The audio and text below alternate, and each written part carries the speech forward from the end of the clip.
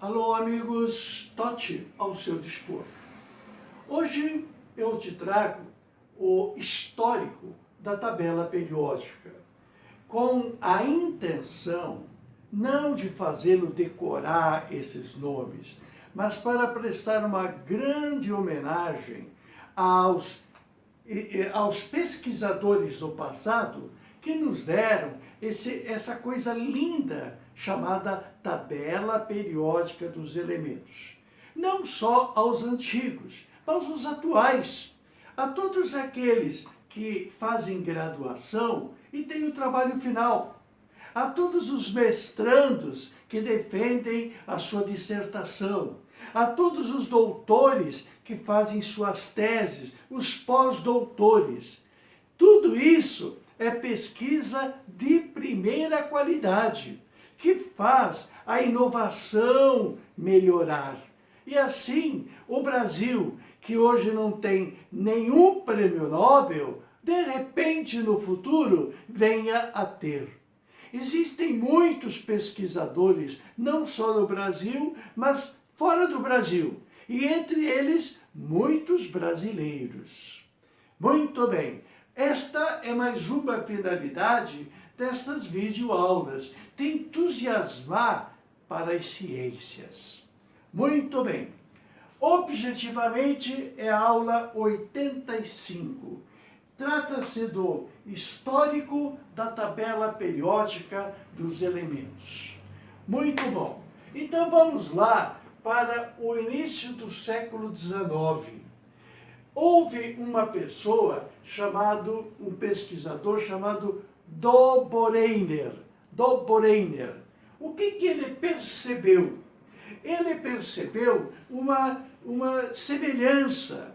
Se você colocar determinados elementos um debaixo do outro, aqueles determinados elementos, como na sequência de cima para baixo, lítio, sódio, potássio, e trouxer deles suas massas atômicas, o lítio com 6,9 unidades de massa, o potássio com 39,1 unidades, ele percebeu que se no meio deles estiver o sódio, a sua massa será a média de 6,9 com 31.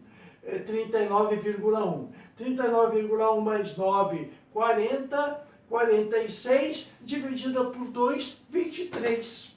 Isso é uma tríada, ou tríade. A tríade se verificou pela semelhança de atitudes, de massas, considerando 3 elementos, daí a tríada. Por quê? Porque a frase maior, a busca da relação entre suas propriedades. Isto é a tabela periódica. Busca da relação entre suas propriedades na tentativa de agrupá-los segundo suas semelhanças.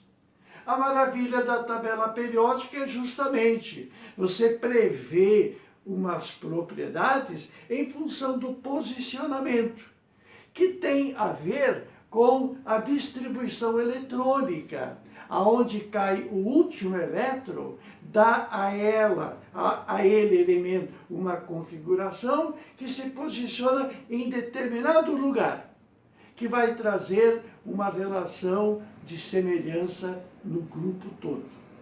O segundo personagem, o segundo pesquisador que estamos dando uma homenagem, é o Champ-Courtois. O Champ-Courtois, em 1860, ele percebeu que se colocasse os elementos numa determinada sequência, esses elementos fariam uma estrutura espiral. Então, o espiralado lá por trás, aqui por trás, aqui por trás, os elementos formam uma espiral que ele chamou de telúrica. Se nós abrirmos esta espiral, nós vamos realmente perceber que as propriedades químicas são semelhantes do tipo o nitrogênio com o fósforo, o carbono e o silício, o boro e o alumínio, o berílio e o magnésio, o lítio e o sódio. E, na continuação, o flúor com o cloro, o oxigênio com enxofre. Então, ficava certo numa espiral telúrica. Essa poderia ser a nossa tabela periódica. Mas houve nova evolução. A evolução aconteceu com Newlands. Newlands é lei das oitavas. Você sabe das 7 notas musicais, lógico. Dó, ré, mi e tal. Bom, quando chega na oitava, repete o som da primeira, certo?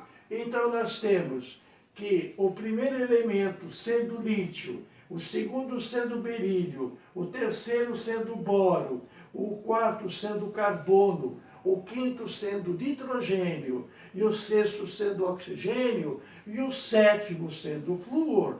O próximo, o oitavo, repete o primeiro. O nono repete o segundo. O 10º repete o terceiro.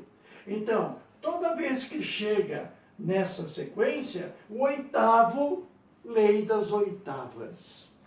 O oitavo semelhante ao primeiro, o nono semelhante ao segundo.